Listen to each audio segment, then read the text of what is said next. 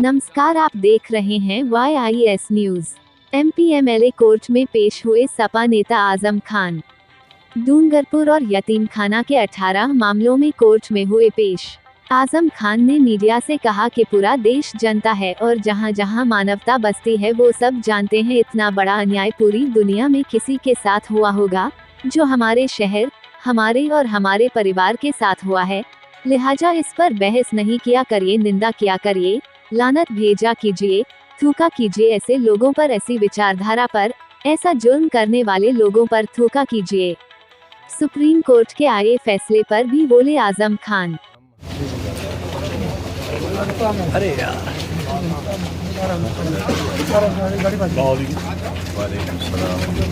जी, आजम भाई आज कोर्ट आए जी।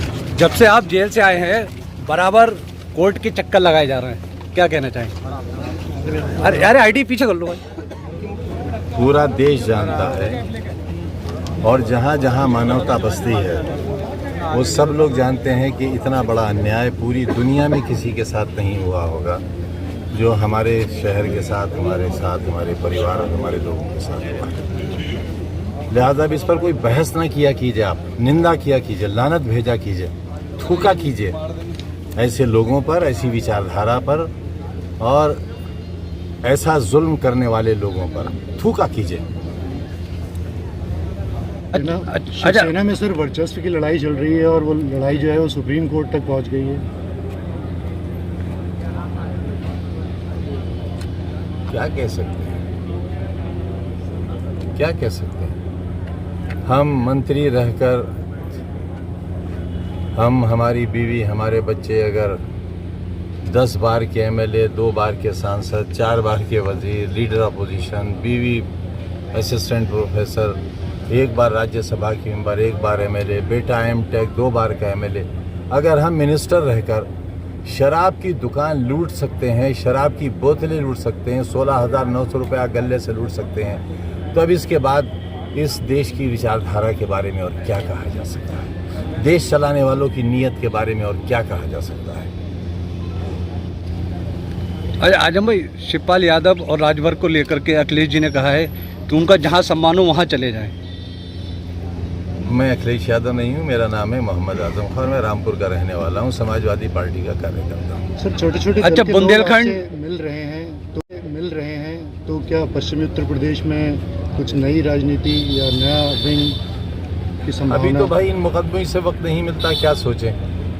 शायद यही सोच थी, इसीलिए इतने मुकदमे कि हम कुछ और कर ना सकें, कोई पढ़ाई लिखाई का काम ना कर सकें, शिक्षा का काम ना कर सकें, कोई सुधार का ना ना कर सकें। जाहिर है हमारे अंदर ये क़ुव्वत थी, सलाहियत थी, हम कर सकते थे, हम कर भी रहे थे, तो हमें करने से रोका गया। अच्छा आजम भाई, बुंदेलखंड एक्सप्रेसवे का भी उद्घाटन हुआ था, अभी कुछ ही दिन हुए, अब वो धंस गया, उसकी जगह जगह गड्ढे हो गए। भर जाएंगे, गड्ढों का क्या है, भर जाएंगे। सर देश की सबसे बड़ी अदालत से भी आपके लिए आज हमने पढ़ा है उसमें कि झटका लगाए। किसने कह दिया आपको झटका लगाया? आपका मन जो कहता है आप वही कहते हैं जो हमारा दुश्मन कहता है, क्योंकि आप उनके लोग हैं, आप हमारे लोग थोड़े ही हैं। देखिए, हमने उससे 2 रिलीफ मांगे थे कि मैक्सिमम रिलीफ और एक मध्यम रिलीफ।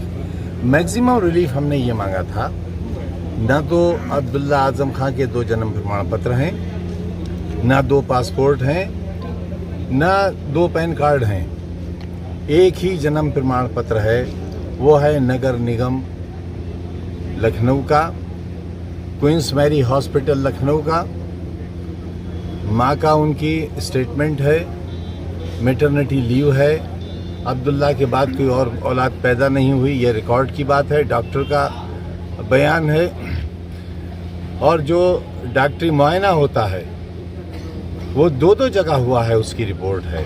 अगर इसके बावजूद भी न्याय नहीं मिलता तो हम जिम्मेदार नहीं हैं। हमने ये चाहा था कि इन मुकदमों की जो अगली सुनवाई है वो रोकी जाए, लेकिन सुप्रीम कोर्ट ने ये न मानते हुए हमारी इस अपील को माना है कि हाई कोर्ट ने जो एक इंतहाई जालिमाना, इंतहाई गैर मुस्लिमाना जो आदेश दिया था वो इम्प्लीमेंट नहीं होगा।